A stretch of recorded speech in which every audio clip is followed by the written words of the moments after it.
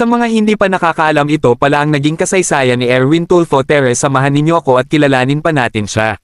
Si Erwin Teshiba Tulfo ay ipinanganak noong ika-6 ng Oktubre taong 1963 sa Tacloban, Pilipinas. Siya ay anak ni Colonel Ramon Silvestre Tulfo Sr., isang miyembro ng Philippine Constabulary, at Caridad Teshiba Tulfo, isang may bahay. Lumaki siya sa isang pamilyang may malalim na koneksyon sa media at pampublikong serbisyo. Ang kanyang mga kapatid na sina Rafi, Ben, at Ramon ay kilalang mga mamamahayag din.